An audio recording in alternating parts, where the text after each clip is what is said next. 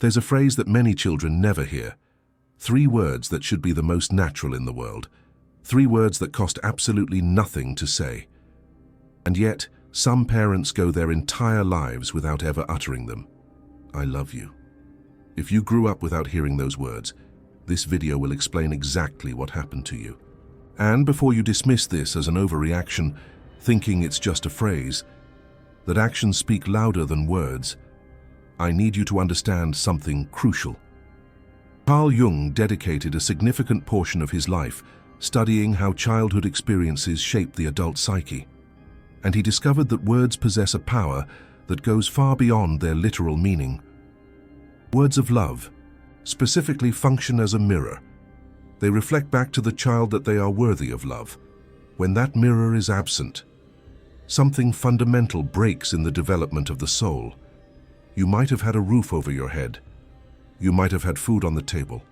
You might have had clean clothes and school supplies. But if you never heard your mother or father say, I love you, you grew up hungry, an invisible hunger, a hunger that no amount of food can satisfy, a hunger that haunts you to this day, even if you can't quite name it. This is the wound that no one sees. It's the damage that leaves a scar on the inside, where no one can witness it. And today, I'm going to carefully open that wound, so that you can finally understand what it's done to you. But before we continue, I need to ask you a question, and I want you to answer with absolute honesty, even if the answer hurts. When was the last time your father said, I love you? I'm not asking if he demonstrated it in other ways. I'm asking specifically about those 3 words. Can you remember? Can you recall the sensation of hearing it? If you're sitting in silence trying to remember, if you realize you can't locate that memory because it simply doesn't exist, you've just discovered something profound about yourself. You grew up in a home where love was a secret so well guarded that you began to doubt whether it existed at all. Jung would call this a failure in primary mirroring. A child needs to see their worth reflected in the eyes and words of their parents. Without it, they don't learn to value themselves. They don't learn that they deserve love. They grow up believing that they need to earn what other children receive freely. Let me tell you about a case that perfectly illustrates this. A man named Ethan, 42 years old, professionally successful, married for the 3rd time. He came seeking therapy because he couldn't maintain relationships. All of his partners eventually said the same thing. You never seem satisfied with my love, no matter what I do. When we explored his childhood, Ethan described a hard-working father, a man who woke up early, came home late, provided for the family, a man who never laid a hand on him, a man who never failed to provide for their material needs. And Ethan insisted, my father was a good father. But then I asked the question, did your father ever tell you that he loved you? Ethan fell silent. Not the silence of someone remembering, the silence of someone realizing for the first time an absence that had always been there. He never said it. Not that I can remember. I guess he showed it in other ways. We spent weeks unearthing memories. Ethan recalled his father watching television while he played in the same room. He remembered birthday gifts, always practical, always useful. He remembered silence during meals. He remembered glances that passed through him as if he weren't there. He remembered asking once, maybe around the age of 7, Dad, do you love me? And receiving the response, what a silly question, of course I do. But never the words, never the spontaneous I love you, never the verbal confirmation of what should have been obvious. And here's what no one tells you about children who never hear I love you. They develop a 6th sense for detecting rejection. They learn to read micro-expressions, tones of voice, body language, desperately searching for signs of approval. And at the same time, they develop a tragic inability to believe it when someone finally does tell them they love them. Ethan heard I love you from his wife every night, and every night. A part of him didn't believe it. A part of him waited for the moment when she would realize that he didn't deserve those words. A part of him was already preparing for abandonment, because if his own father never said it, why would a stranger say it and truly mean it? Jung explained this phenomenon through what he called the father complex. When the father figure fails to provide adequate validation, the child develops a complex, a network of emotions, memories, and patterns of behavior organized around that absence. This complex doesn't disappear when the child grows up. It continues operating behind the scenes, sabotaging relationships, generating insecurity, creating a void that no amount of external love can fill. But wait, because what I'm about to reveal is even more disturbing. And it's about what happens when you try to fill that void with other things. Children who never hear "I love you" develop what psychologists call affirmation-seeking behavior. They seek validation everywhere, in teachers, in bosses, in partners, in strangers on the internet. They work excessively, hoping for recognition. They sacrifice themselves for others, expecting gratitude. They achieve success after success, hoping that finally someone will say, "You are enough." But it's never enough.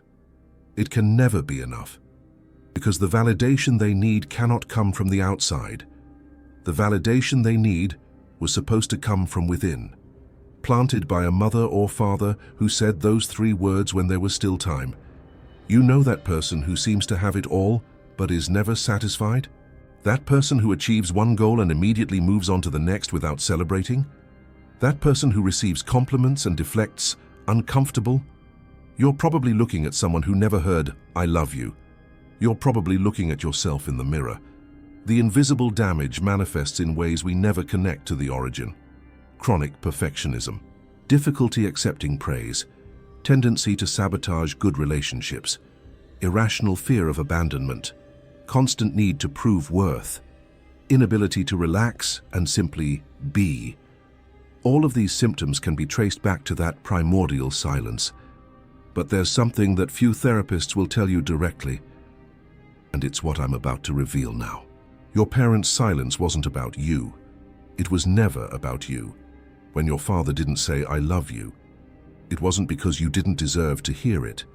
It was because he couldn't say it. It was because he never learned how. It was because his father probably never said it either. It was because at some point in your family's history, someone decided that love was something to feel in silence, not to express in words. That doesn't lessen the damage. It doesn't erase the wound, but it completely changes how you understand what happened. You weren't rejected.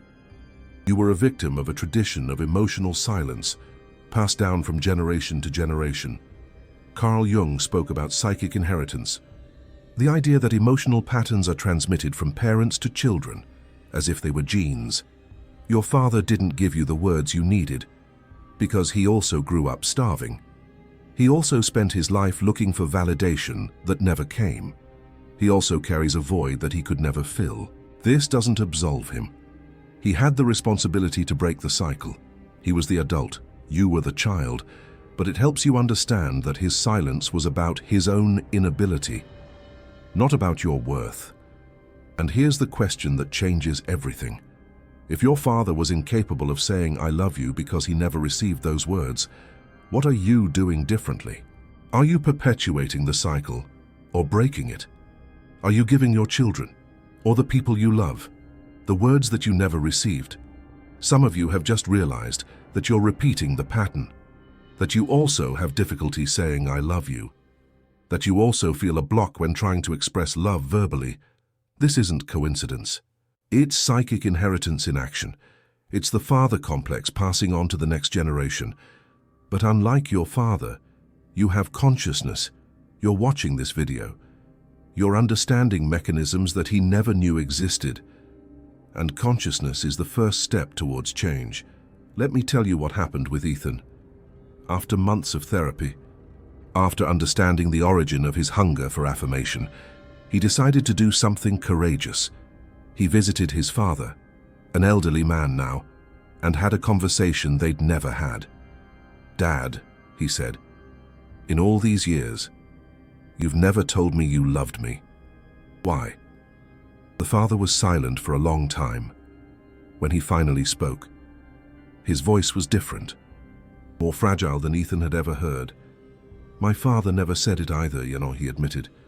"I always thought it wasn't necessary, that you knew." "But I didn't know, Dad," Ethan replied. "I spent my whole life doubting." What happened next was something Ethan would never forget. His father, that rigid and silent man, that man who seemed made of stone, had tears streaming down his face, and for the first time in 70 years of life, he said the words, "I love you, son. I've always loved you." Ethan was 42 years old when he finally heard that. 42 years of hunger, 42 years of doubt, 42 years of searching, all because his father also had never heard it, and didn't know how to pass on what he never received. But Ethan's story is an exception. Many of you will never have that conversation. Many of you have parents who are already gone. Many of you have parents who, even alive, are incapable of admitting any fault. Many of you have tried this conversation and were met with defensiveness, denial, or worse, more silence. And so, what to do? How to heal a wound when the person who caused it can't or won't help in the process? Carl Jung had an answer for that. And the answer goes against everything that modern self-help culture preaches. You don't need your father to heal. You don't need his words, and you don't need the apology that will probably never come. What you need is something much more difficult and much more liberating. You need to become your own inner father. That sounds abstract, I know. But let me explain exactly what it means. Within each of us exists what Carl Jung called the self. The self is the totality of the psyche, the true center of who you are, beyond all the roles and masks. And the self has the capacity to do something extraordinary. It can provide internally what was never provided externally. You can learn to say, "I love you" to yourself, not as an empty affirmation in the mirror, not as a mantra repeated without feeling, but as a genuine recognition of your worth, as validation that comes from within, not from without, as internal fatherhood that replaces the external fatherhood that failed. This is work of years, not days. It requires therapy, reflection, confrontation with parts of yourself that you'd prefer to ignore. But it's possible. It's the only true way out of the cycle, because as long as you continue seeking externally what you can only find internally, you'll remain a slave to the approval of others. You'll remain that starving child, now in an adult body, still waiting for someone to finally say the magic words that will fix everything. No one will say those words in a way that fixes everything. Not your father, even if he changes. Not your partner, no matter how much they love you. Not your children, no matter how much they admire you. The only person who can fill that void is you. But first, you need to stop outsourcing the responsibility. Here's something that will hurt to hear, but needs to be said. As long as you blame your father for your current state, you're giving him power over your future. As long as you define your capacity to love and be loved based on what he did or didn't do, you're letting a child command your life. The wounded child within you has every right to be angry. They have every right to cry for what they didn't receive. But they cannot be the only voice that guides your adult decisions. Carl Jung called this shadow integration. The shadow includes all the parts of ourselves that we reject, including the wounded child. Integrating the shadow means recognizing that child, listening to their pain, validating their experience, but also gently taking control back. It means saying to them, "I understand what you went through, but now I'm the adult, and I'm going to take care of you." Do you realize what this means? It means that you can be for yourself the father you never had. You can say to your inner child what your father never said. You can create an internal relationship of love and validation that's independent of any external person. This isn't fantasy. This is applied deep psychology. This is what happens in successful therapies. This is the path that Ethan took after that conversation with his father, because even after finally hearing the words, he realized that he still had work to do. The words of his father were a balm, but they weren't the complete cure. The complete cure came when he learned to validate himself. Let me be clear about something important. I'm not saying that your father has no responsibility. He had, he failed, and it's okay for you to recognize that. But responsibility is different from continued power. He was responsible for the damage. He doesn't need to be responsible for the healing.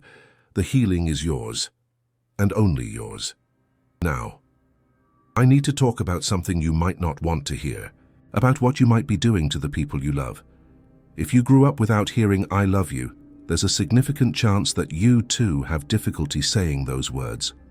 Or worse, you say the words, but they come out empty, mechanical, without the emotional weight they should have. Or even worse, you say, "I love you," but your actions contradict your words, replicating exactly the pattern of your father. Are you repeating the cycle? Will your children grow up with the same hunger you had? Will your partners spend their lives doubting your love because you can't express it in a way they feel it? These are difficult questions, but they are necessary questions, because the legacy of silence doesn't need to continue through you. You can be the place where the cycle ends. You can be the generation that changes your family's story. This requires courage. It requires vulnerability. It requires doing exactly what your father couldn't do. It requires looking at the people you love and saying, perhaps for the first time with genuine feeling, "I love you." It requires hearing the strangeness of those words in your mouth and saying them anyway. It requires overcoming the discomfort that comes from expressing something that was never modeled for you. But if you can do this, something extraordinary happens. You not only heal yourself, you heal the next generation. You give to your children, or to the people close to you, something that can change the course of entire lives. 3 words. I love you. Said truthfully, said frequently, said without expecting the other person to guess. Now I want to talk about the different types of silence, because not every father who didn't say "I love you" had the same reason. There's the father who never said it because he grew up in a culture where men don't express emotions. He loved, but he was taught that saying it was weakness. He thought providing was enough, that being present was proof, that words were unnecessary between those who understand each other. There's the father who never said it because he was afraid of vulnerability. Saying "I love you" is exposing yourself. It's admitting that someone has power over you. It's creating an opening through which rejection can enter. For a man who grew up learning to protect himself, that opening was unbearable. There's the father who never said it because he genuinely didn't know how to love. He may have had all the symptoms of narcissism, unable to see his children as separate beings with their own needs. To him, you weren't a person to love. You were an extension, an object, something that existed to serve his purposes. There's the father who never said it because he was so lost in his own wounds that he had nothing to give. Depression, addiction, unresolved trauma. He was so busy trying to survive internally that he couldn't look out and see that you needed him. Identifying which type describes your father isn't to absolve him. It's for you to understand. It's for you to know what you're dealing with, and for you to calibrate your expectations about what a conversation can't or cannot resolve. If your father was the first type, an honest conversation can open doors. He may simply have never realized. He may be waiting for a permission that no one gave. If your father was the second type, he may need his own therapy before he can open up. Your need to hear it won't be enough to overcome his defenses. If your father was the third type, you need to accept a painful truth. He may be incapable of giving what you need, not because you don't deserve it, but because he doesn't have it. If your father was the fourth type, compassion may be more healing than confrontation. He was also a wounded child who never healed. But regardless of the type, one truth remains. You deserve to hear it. You deserved the validation. You were an innocent child who needed to know that you were loved, and you didn't receive it. Allow yourself to feel the injustice of that. not as a permanent victim, not as an excuse to stop growing, but as an honest recognition of what happened. The validation your father didn't give it, I give now. You were worthy of love. You always were. The failure was his, not yours. There's an exercise that Jungian therapists use for situations like this. It's called dialogue with the inner child. It's simple, but profound. You close your eyes. You visualize yourself at the age when you most needed to hear "I love you," maybe 5 years old and maybe 10, the age that emerges naturally. You look at that child. You see their waiting eyes. You see their posture of someone who wants to be seen. You see the hunger for affirmation that they carried. And then you, the adult now, say to them what your father should have said: "I love you. You are important. You deserve to be loved. There's nothing wrong with you."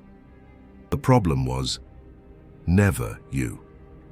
Does it sound silly? Does it sound like cheap self-help?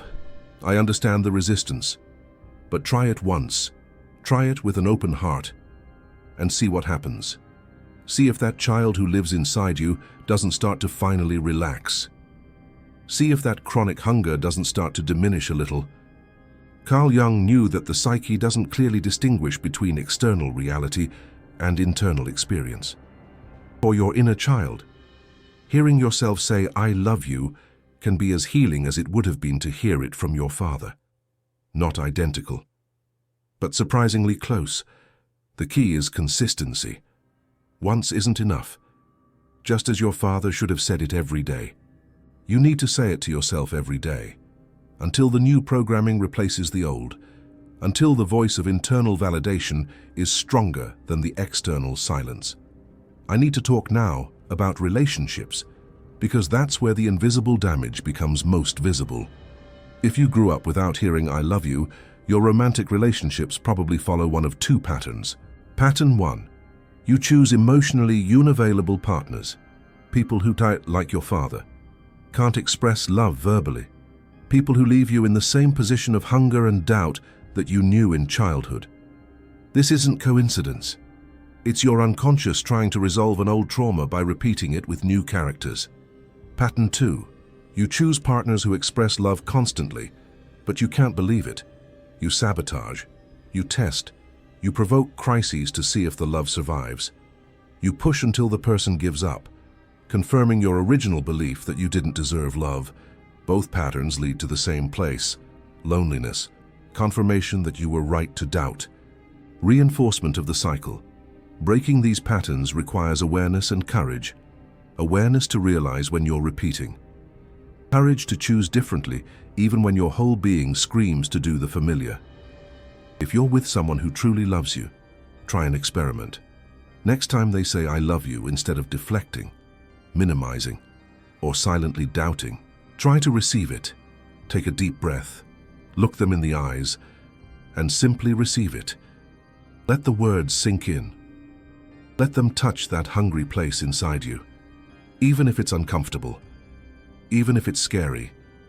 This is practicing vulnerability, and it's the opposite of what your father modeled. It's exactly what you need to heal. It's a powerful first step. Do you realize the magnitude of what we're discussing? 3 unsaid words created decades of consequences. 3 seconds of silence cost years of therapy. The simplicity of what was missing contrasts tragically with the complexity of the damage caused. If you're watching this far, something in this video resonated deeply with your experience. You recognized your story at some point.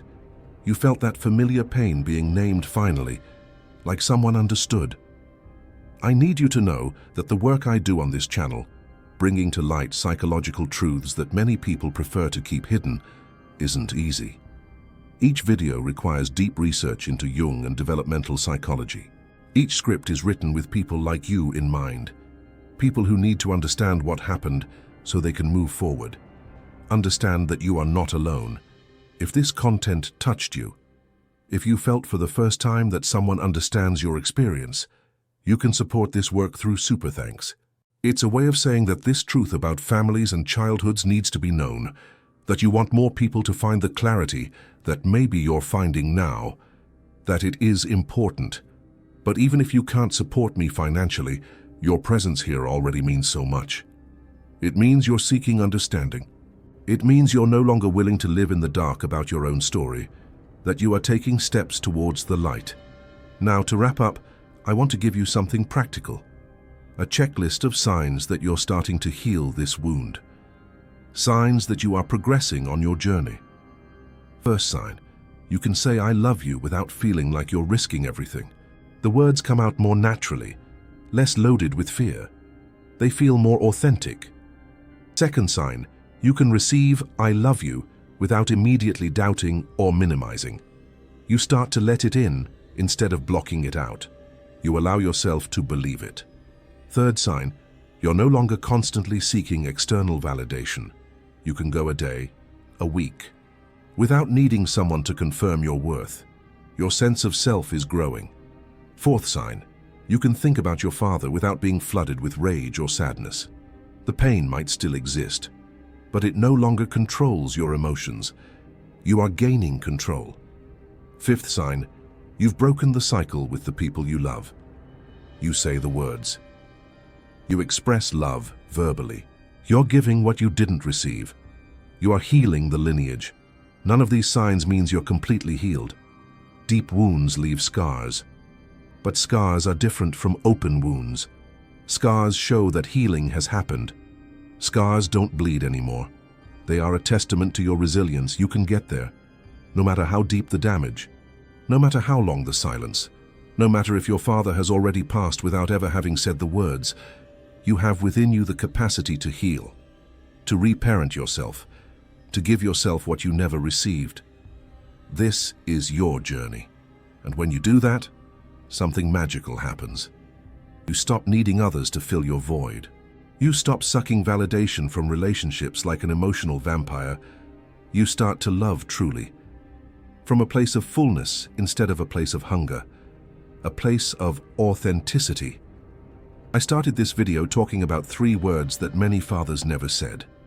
I want to end by saying those words to you, not as a replacement for your father, but as a recognition of your worth, as an affirmation of your value. If no one told you this when you were a child, let me say it now. You deserve love. You always deserved it. The failure to tell you wasn't about your worth. It was about their inability, their limitations. And now a question for you in the comments.